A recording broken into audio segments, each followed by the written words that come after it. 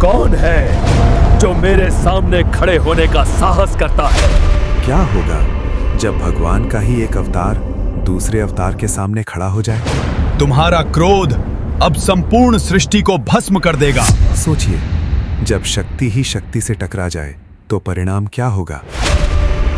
कहानी शुरू होती है उस क्षण से जब नरसिंह अवतार ने अत्याचारी हिरण्यकशिपु का अंत कर दिया।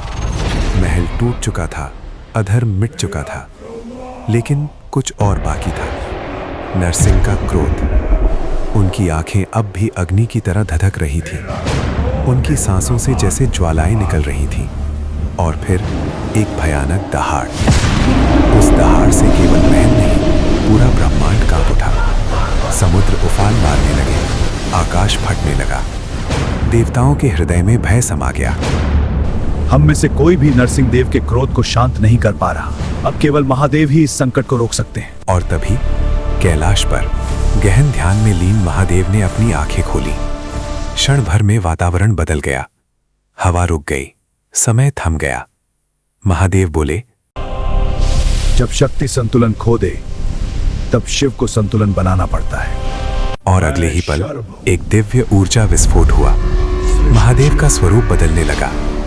ना वो मनुष्य थे, ना ही कोई पशु। वो थे शरभ। विशाल पंख जो आकाश को ढक ले, सिंह जैसा मुख, अनेक भुजाएं और आंखों में अपार शक्ति और करुणा का संगम। पूरा ब्रह्मांड थर्रा उठा। मैं शर्भ हूं, सृष्टि के संतुलन का रक्षक। अब आमना सामना था।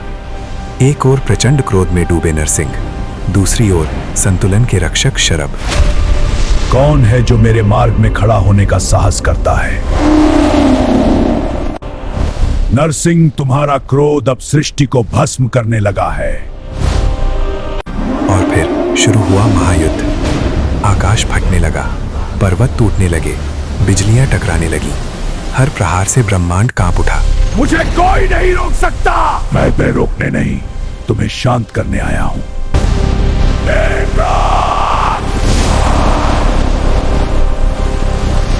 ऐसा लग रहा था जैसे सृष्टि का अंत अब बस कुछ ही क्षण दूर है। लेकिन तभी कुछ ऐसा हुआ जिसकी किसी ने कल्पना भी नहीं की थी। उन्होंने शरभ की आंखों में देखा और अचानक उनकी आंखों का अग्निभाव आश्चर्य में बदल गया। बस एक स्पर्श और सारा क्रोध शीतल हो गया। शांत हो जाओ, यह युद्ध तुम्हारा नहीं है। यह स्पर्श, यह शक्ति। तुम कौन हो? महादेव। क्रोध भी धर्म के लिए हो तो उसे अंततः शांति में बदलना ही पड़ता है। महादेव, आपके कारण हर शक्ति का उद्देश्य अंततः संतुलन ही है। नरसिंह ने अपना उग्र रूप त्याग दिया और फिर दो महाशक्तियां आमने सामने नहीं बल्कि एक दूसरे के सम्मान में खड़ी थीं। जहां हर छिपे रहस्य से पर्दा उठता है।